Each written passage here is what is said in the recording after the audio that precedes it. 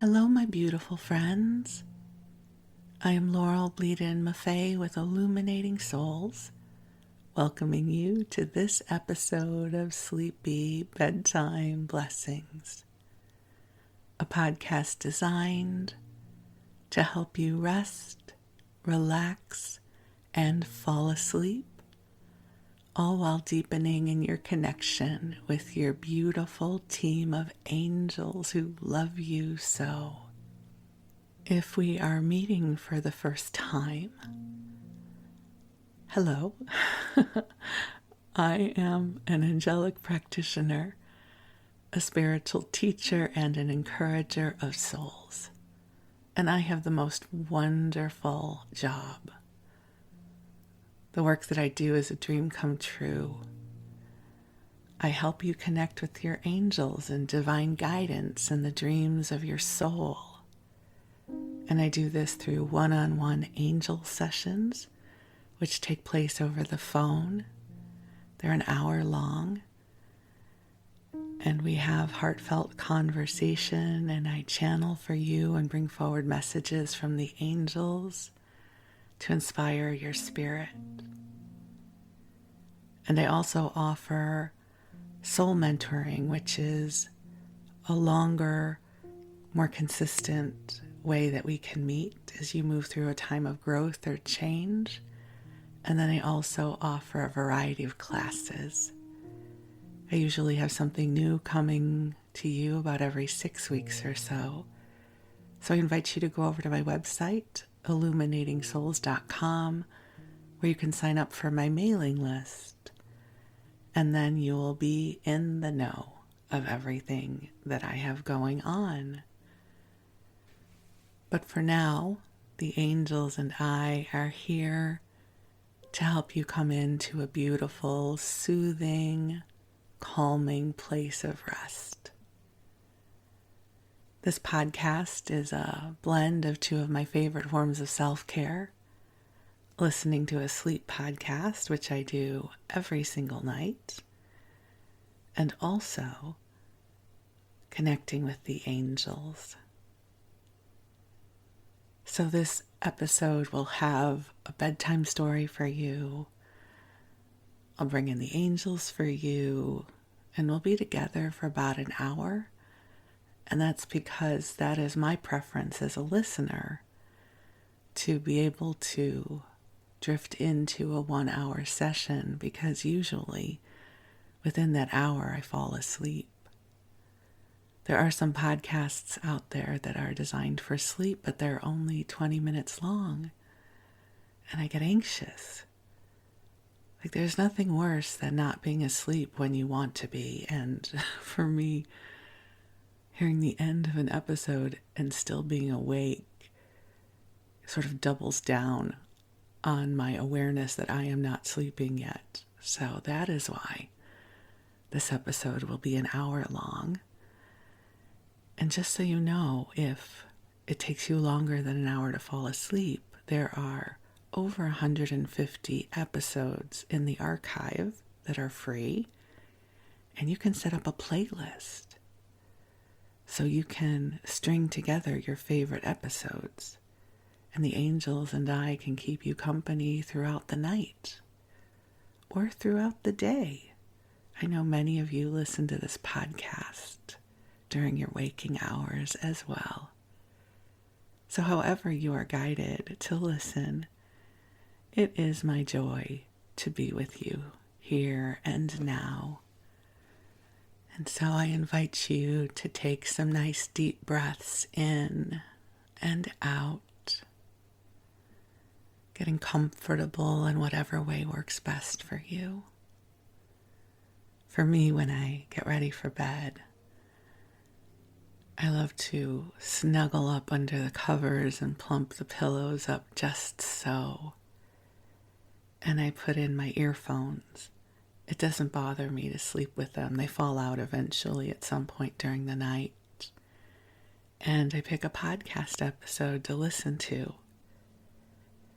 Right now I'm listening to The Sleepy Bookshelf, and Elizabeth, the host, is reading Emma, which I have to say I am not loving the book, but I love her voice and the way she reads, so I'm continuing to give it a try. And I also listen to Get Sleepy. I just listened to one of their old episodes last night, which takes place in a bakery, which, is that not the best thing ever? An episode about a bakery. It's like, okay, two of my favorite things, bakeries and sleep podcasts, converge. If I knew how to do bakery-centric episodes for you, I would. Perhaps I can pen something with ChatGPT and we can create a series for you here. But that will not happen in this episode. So to cozy on up in whatever way works best for you. And we're going to be talking more about beds and bedding and sleep styles for our story time tonight, but we're not there yet. We're still in the part of the broadcast where I bring in the angels for you and wax poetic about the energies we are experiencing. So as I record this, we're at the end of May 2023. I do not know when you will be listening. Could be years from now. But in this moment in time, there's a lot going on energetically. I can't even give it a voice what it is, but I find myself in a perpetual state of fatigue, and it's like I'm waiting for something. There's this beautiful Osho's Tarot card called No Thingness. And it talks about that space of potency just before a new universe is created. And it feels like we are in this way station of sorts, this space in between before the next thing comes. And I don't know what that is, but I feel as if I am waiting for it to happen. I will also share that there are a few things in my personal sphere that have me feeling uncomfortable and somewhat disappointed. It's nothing profoundly heavy, so I won't share with you what the details are. So it's nothing horrible or heavy. It's just life, right? There's a phrase from a book that I love. It says, life is life. Which is so simple, isn't it? But I'm in the midst of one of those moments of time where life is life. And sometimes life is easy and graceful. And listen, life is easy and graceful if I'm on the bell curve of what life could be. So I am not complaining. But I just have some of my stuff up. That's life, right? We get triggered. Our stuff comes up. God willing, we meet ourselves in a place of compassion and we connect with our spiritual toolbox to see what is up for healing. So there's a couple of things like that happening for me and maybe for you as well. So if there is something going on in your life that is causing you to feel uncomfortable or disappointed or worried or sad or any other experiences that we tend to not choose into, right? If we could choose, we would be happy and exuberant and light-filled and, right? We would choose the good stuff. But life is life. So I bring this all forward to remind you, and myself as well, that the angels are intimately aware of what is transpiring for you, and they are bringing you love. So let's take another deep breath in and allow the love of the angels to join you here and now. And I'm going to invite the angels in to join us. They're already here, but I love sharing the ritual with you. And beautiful angels on high, I invite you to join us here. And I am so profoundly grateful for this opportunity to come together in divine sanctuary with our beloveds who are listening to this message. And angels, I ask that you infuse this broadcast with lightness of spirit, helping us pick our feet up off the ground and join you in the rarefied energy of the divine realms, where we can replenish, where we can attune, where we can breathe into a deeper state of grace and ease and joy and well-being. So just take a nice deep breath in and release. And the angels are here now. And they are bringing you waves of comfort and understanding. They ask you not to be too harsh with yourself. You are a multidimensional being, and incarnation here on the earthly realm is deeply complicated. We are in these physical bodies, in a physical dimension, and yet the greater part of us is non-physical. And so building bridges between the various aspects of our incarnation is not always easy, but it is something that we are always expanding into as we open our awareness and our consciousness to our greater spirit. So to breathe in and breathe in the true light of your essence, that you are an extraordinarily beautiful, vibrant being. And as you come into this beautiful, expansive awareness of your nature, of your true nature, resources and opportunities and healing and light flow to you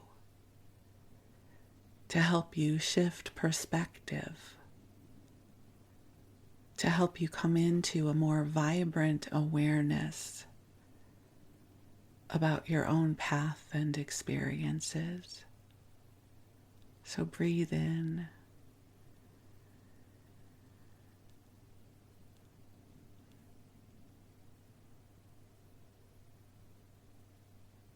There is a term that often comes forward, well, I guess not often, but when it comes forward, it makes me sit up and pay attention. And it comes forward every once in a while in an angel message, and it is the word capitulate. It's such a great word. And I hear the angels reminding us not to capitulate to the worst of our fears. Do not give in to the shadow that seeks to hobble you and keep you from the beauty of this life. That this life is not meant to be a reflection of perfection. This life is uncertain and messy and wondrous and magical and beautiful and challenging, and all of it. It's all of it. Life is everything. And you are a blessing. You are a beautiful and vibrant, wondrous being in the midst of your messy and imperfect and wondrous life. So take a breath, in this breath, knowing that you are beautifully alive, that you are here in this world, and this world is better because you are, because you exist, because you are drawing breath right now. And your angels are filled with so much love and admiration for you. Do not judge yourself as small or lost or without purpose. Sometimes we are just in that place of stillness, that no-thingness, right before the next breath. But to remember that the greater expanse of all that you are is always moving and growing and finding new portals filled with potential in life.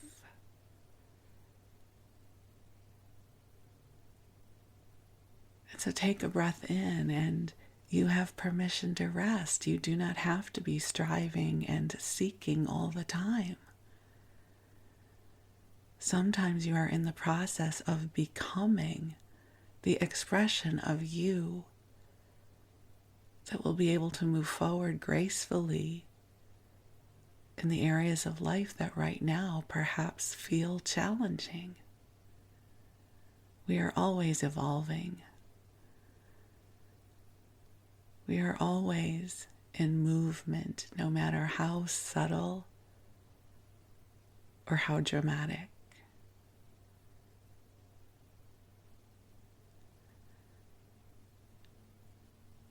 And so you have permission to rest, because rest is a profoundly important part of the cycle of creation. We are designed to require rest, whether that is the rest that we know of as sleep, or whether that is the rest that we know of in our waking life. You think of some of the world's religions that observe the Sabbath, or Shabbat, as we call it in Hebrew. Right, 24 hours out of every 7 days that are meant for restful contemplation and spiritual connection.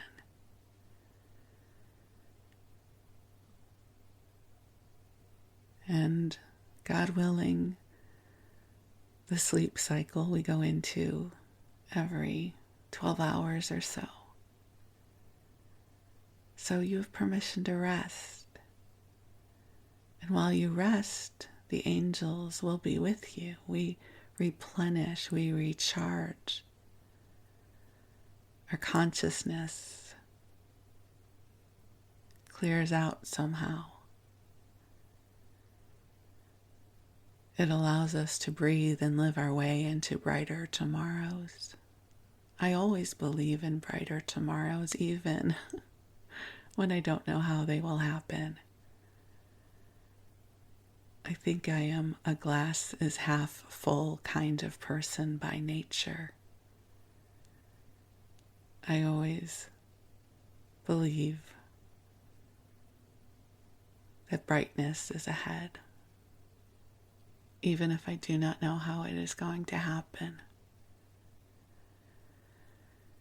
So, if you are experiencing places in life that feel uncomfortable right now, if you are in discomfort, if disappointment is with you because of one thing or another, lean into the love of your angels. They know exactly where you are and what you are going through, and they are here for you. They are here to help lift you up to help you find your way, to soothe and comfort you. So breathe. And you've got this. You've got this. Even if it doesn't feel like that's true. You've got this. And I affirm brighter tomorrows are flowing to you now. And in the meanwhile, I'm going to be here with you, keeping you company as we hang out in this liminal space, the in-between space. I'll tell you stories, and I'll keep you company, and I will remind you that you are loved, and you are precious, and you are worthy of love. So my beautiful friend, you cozy on up and snuggle on in. Drift off to sleep if that is your desire. And the angels will stay with you while I tell you a bunch of stories.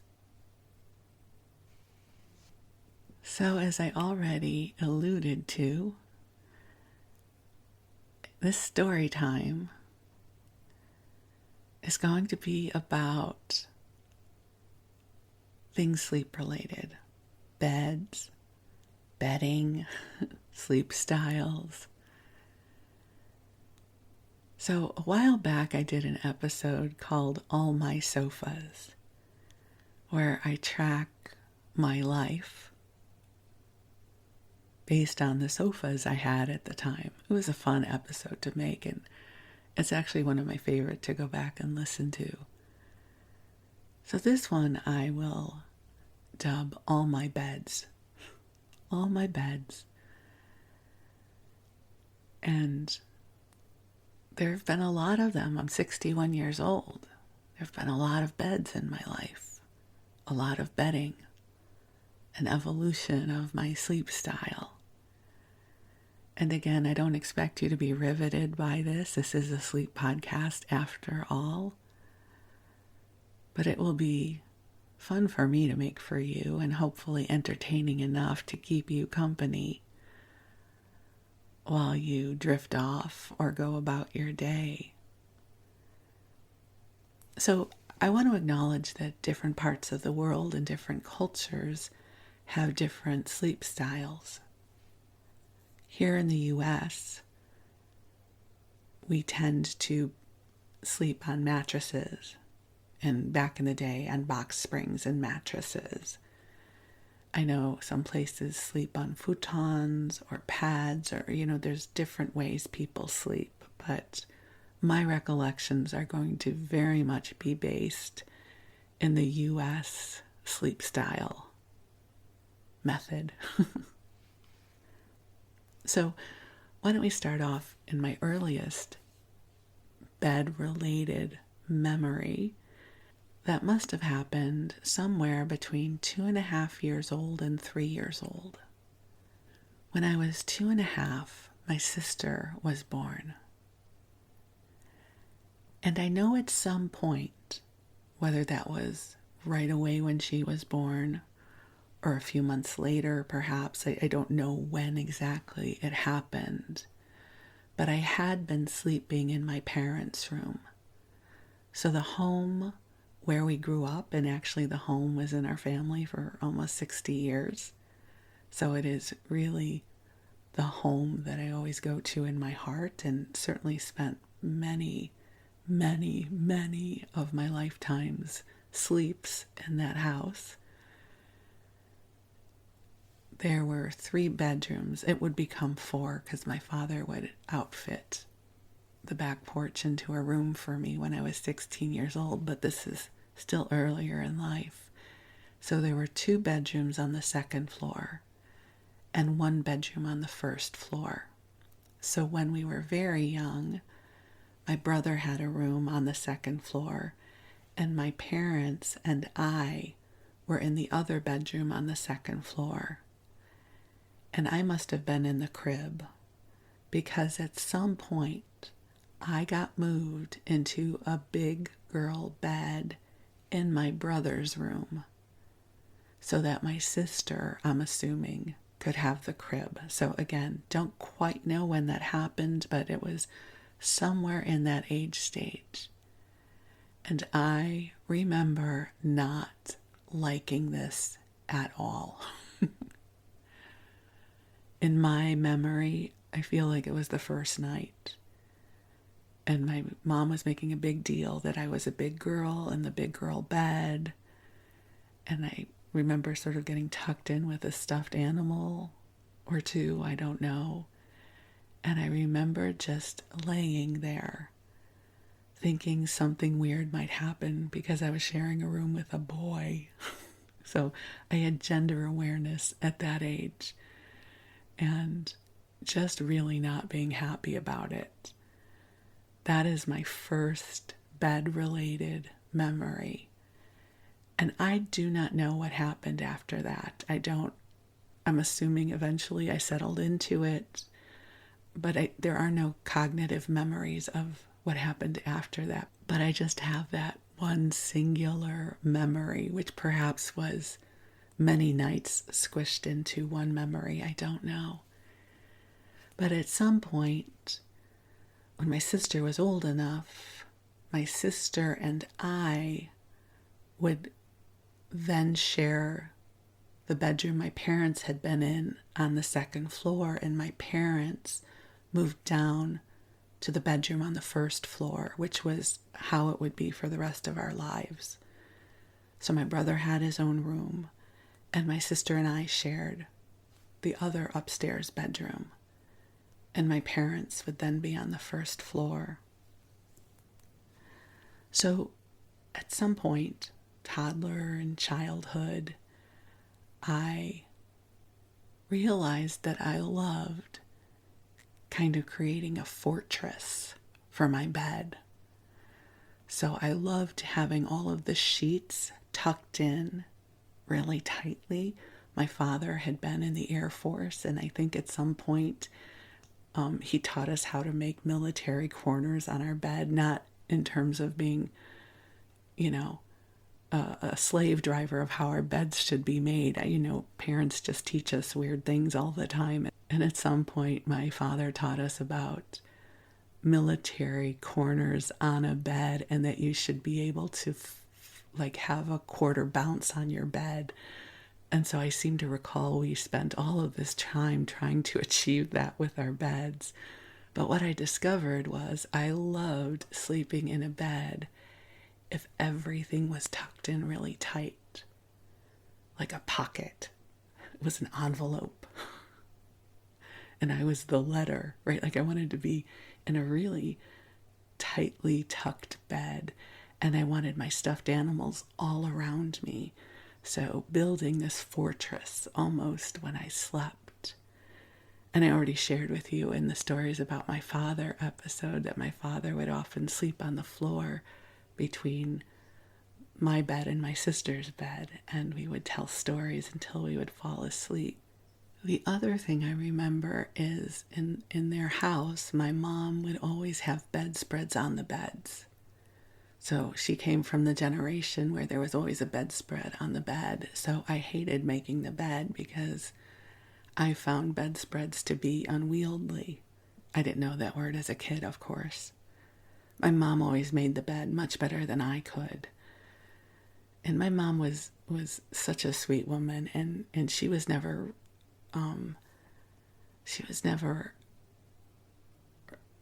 really diligent about making us kids do our chores. So probably more often than not, my mom made our bed. I don't know that I did. And then as an adult, I realized that I did not have to have bedspreads. That was a revelation. That I could just have a comforter and pillows on my bed. And so once I hit my adult years, I have always just had comforters and pillows and sheets on the bed. And so I make the bed every morning because it's easy to do. All right, so that is my first bed-related memory. My sister and I each had a twin-sized bed, and it was our domain. Mine, I liked everything tucked in with lots of stuffed animals around me. I am going to skip over some of the beds. So, for instance, just quickly, I did go away to sleepaway camp where I did sleep in a bunk bed, and I thought it would be fun to have the top bunk, only to realize I cut myself off from the ability to just sit on my bed and put on my shoes, because if you're in the top bunk, you can't really do that. So I quickly saw the error of my ways, and from then on I would choose the bottom bunk if given a choice. I also went to a version of the camp where we slept on cots, I think, in sleeping bags. I had my fair share of sleepovers where we would sleep in our sleeping bags on a hard, cold tile basement floor. I think I had a Holly Hobby sleeping bag. I seem to recall it was yellow. You know, sort of that cool gold brown color tone of the 70s. And probably some other bed stuff interspersed there. But I'm going to fast forward us to the beds that were choices that I made in my adult life. But before we get there, I forgot there was one other childhood related bed story I wanted to put in here. And that was what the bed became if I was sick.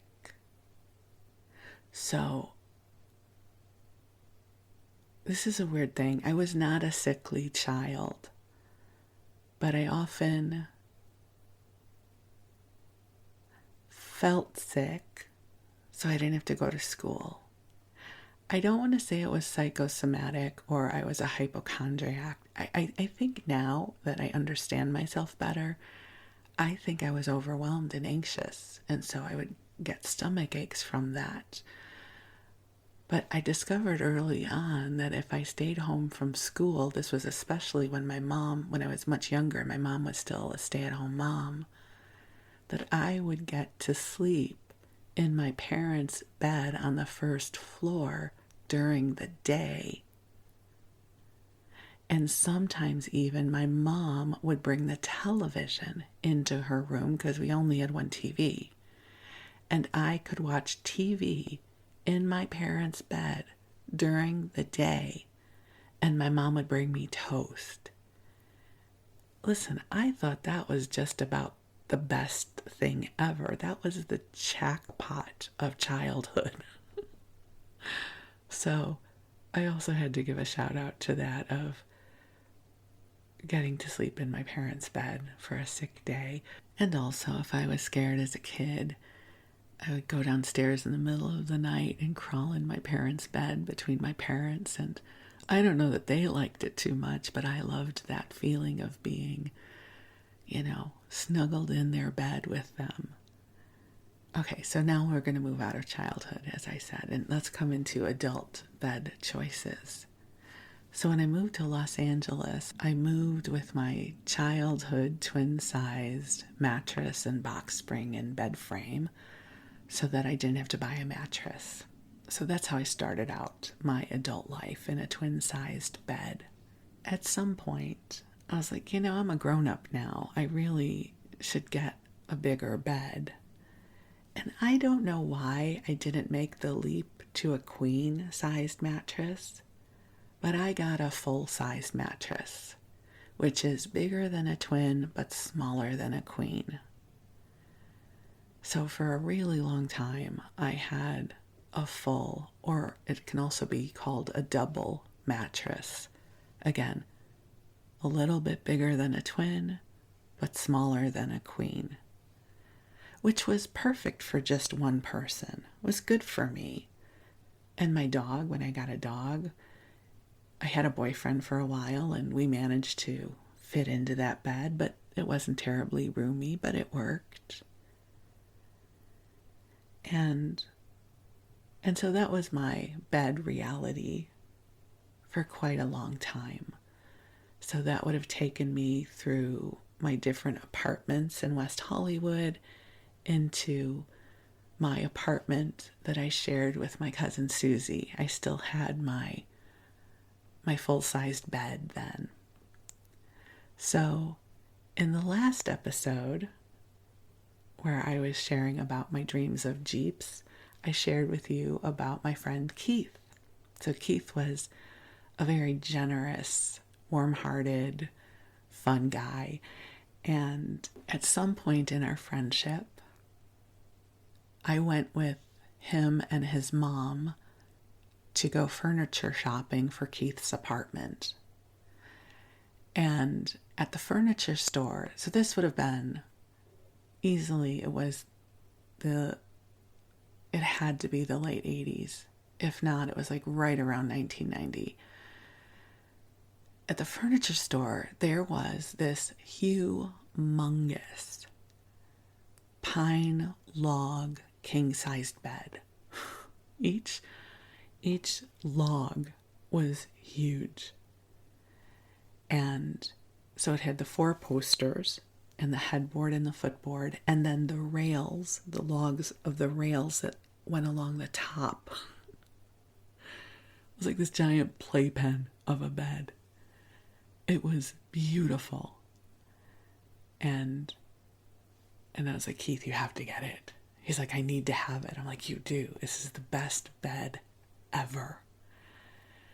And I said, but let me just ask you something. I don't know if at any point you're ever going to grow tired of this bed. But when you do, can I have it? I was already negotiating to inherit his bed because I loved this bed. And he said, of course, yes, for sure. And so we had sort of decided that that was going to be the thing, that he would have this bed first, and then at some point it would come to me. And so sure enough, many things converged in 1994. For better or worse, many things converged. And I was getting ready to move to New York. I had lost my job at Pacific Arts. A lot of things had happened, and I got this job in Westchester County in New York, and I was going to move, and Keith was going through some life changes, and he was going to be getting rid of his bed that he had bequeathed to me. So as all of my stuff is preparing to move to New York, Keith says, well, you can now come and get the bed. So I think somehow the movers went over to his apartment and disassembled the bed. I mean, the bed weighed hundreds of pounds. It was massive. And all my stuff gets shipped to New York along with Keith's bed, which is now my bed. So I also moved my full-sized bed to New York, so I would have a guest room. So with Keith's bed, I could either have purchased a California king sized mattress and box spring, or a king-sized bed, which is also known as a dual or Eastern king. The difference is a California king is longer and a bit more narrow and is a single box spring and mattress. The Eastern size or dual size king has 2 twin size box springs and then a big king size mattress. So the dual or Eastern king is wider. So it's 2 twin size beds put together. And I'm 5'6". So I didn't need more length, I just liked more width. So at that point, I made the strategic decision to go with the regular king-size bed. I mention this because in California, most people have California king beds. So that decision has kept me from being able to buy king-size sheets at Costco because they always have the Cal King So just a little aside, how weird decisions in your life can shift your future relationship with Costco purchases. But I digress. So I buy my mattress and box spring, and I guess the movers must have put Keith's bed together. It was massive. It took up the whole room, and it was solid. It didn't move when you jumped on the bed, and because it was high up off the ground, plus there was a mattress and a box spring, I'm exaggerating, but sometimes it felt like I had to take a running leap to get on the bed, which I loved. I loved being in this huge, cushy, beautiful bed. And also, somewhere around this time, I had discovered the Company Store, which is a Wisconsin-based retailer who specializes in comforters and pillows. And they had an outlet store in Kenosha, Wisconsin, which I loved the outlet stores in Kenosha, Wisconsin for a long, long time. And I would go there and I bought this massive, oversized comforter. It was marketed as such. It's not just a regular king-size comforter. It is an oversized king-size comforter. So you have plenty of blanket to go over the edge, and it was heavy. And I also discovered the joy of a body pillow. This is before body pillows were popular, but they advertised them in the Company Store catalog. And I remember they were expensive, and I had to have one. The image in the catalog was always of some beautiful woman like draped over the body pillow. And I had always created this buffer zone with my stuffed animals and pillows, and I thought, I am exactly who a body pillow was made for. And so I had segued at some point to these overstuffed comforters, body pillows, a gorgeous mattress, and this huge, enormous log bed. My bed was a palace in and of itself, and I was so happy in it. My dog had a hard time getting up on my bed, so at some point I bought a chest that she could step onto to get up onto the bed when she wanted to, but she more often than not would sleep on the floor. So that was my bed for a long, long time. And even when I moved back to Los Angeles a year and a half later, the bed came with me, as did the mattress and box spring. And then at some point, I got tired of it because it's a lot of bed. Like you really had to be committed to this huge log bed. And my bedroom in Los Angeles was smaller. And I thought, okay, I think I'm ready. I think I'm ready to move on from this bed. And so I sold it on Craigslist. Some guy had wanted it for his daughter, and I said, but you're going to have to take it apart. It's really hard to put together and take apart. He said, it's okay, I can do it. And he came and got it. And at that time, one of the stores I loved so much was the Bombay Company. I don't know how many of you remember it. They've gone out of business. But they always had really beautiful things from different places in the world. And they had this beautiful metal bed, very simple, sort of poetic. And it's just really an ordinary bed frame and footboard. But I loved it. I thought it looked lovely. It'll work for me. And so I bought it. And that is still the headboard and footboard that we have in our room now. So I still have it. Good purchase, right? It's lasted many, many years. And at the time I was still into, the big box spring and the pillow top mattresses. So I still kind of had to leap up a little bit to get into the bed, but it worked. And again, still with all the covers. And really, I would be miserable in the summer because not only was it hot, but I couldn't sleep with covers on me. And I always loved to pile the blankets on. So also during this time, somewhere in the 90s, I fell in love with the whole shabby chic look, which was prints with big flowers on them. And so the Guess company, which we know for clothing, Guess clothing, they also had a home textile line at the time. And they had this beautiful bedding that I fell in love with.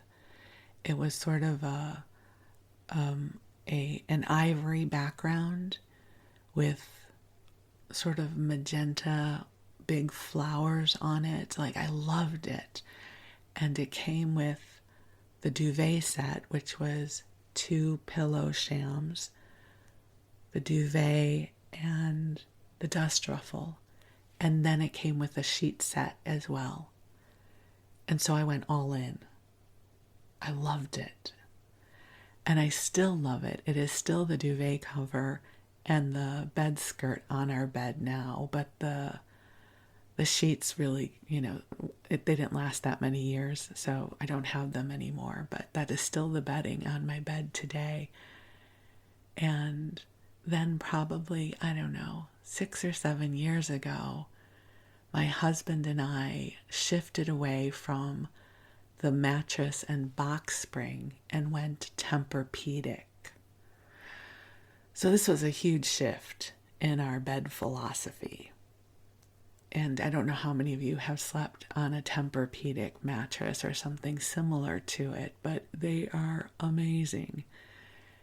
And one of the things about my husband and I, when we are shopping for big ticket items, and I think I've shared this with you before, my husband is of the philosophy, you spend what you need to spend, and you get the best you can so that it'll last.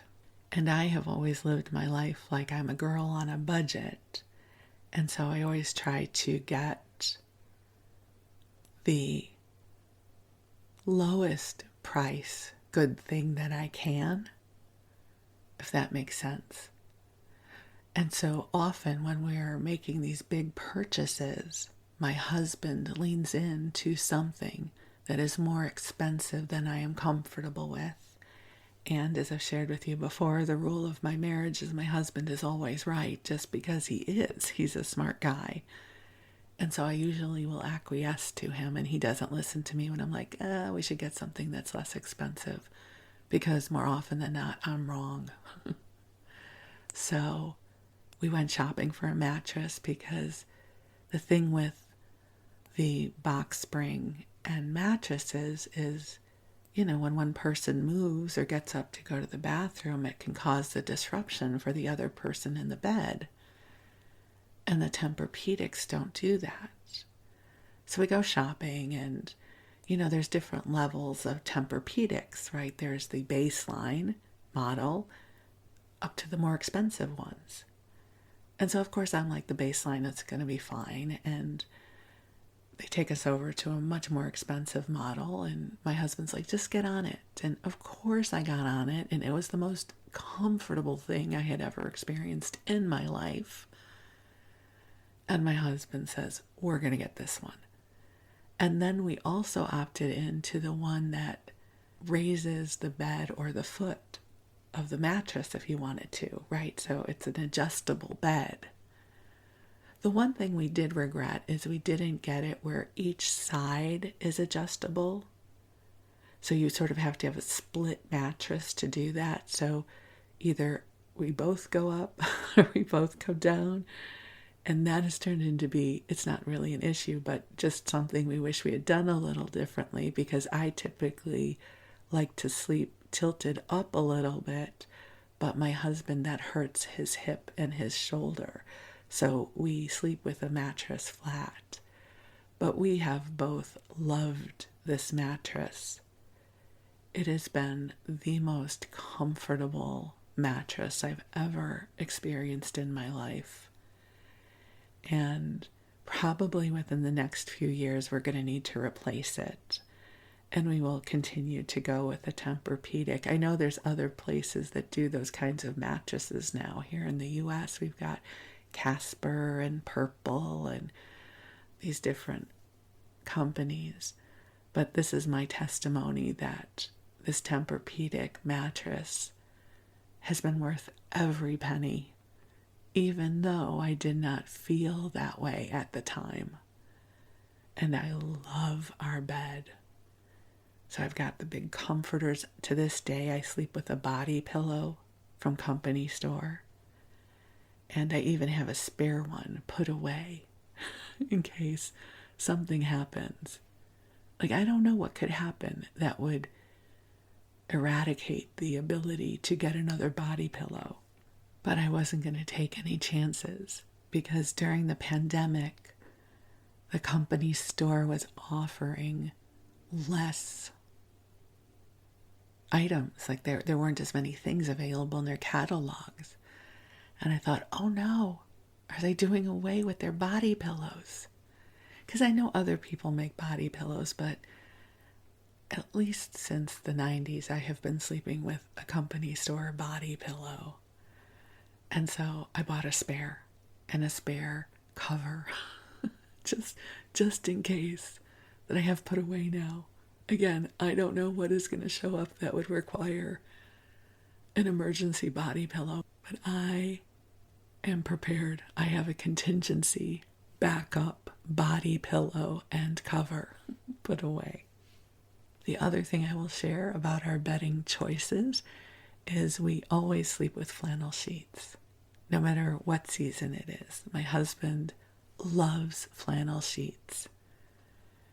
So I would be okay going over to, a cotton sheet during the summer, but my husband loves flannel so much that's what we do. I think it's one of the lovely things about, for me at least, being married to my favorite person in the world, is we get to sort of give in on these things that make the other person happy. So my husband loves flannel sheets, so flannel sheets it is. I will say I also tried a weighted blanket before. I still have it in a closet somewhere. I got a 15-pound weighted blanket, but I found it didn't really work for me. It kind of hurt my hips a little bit.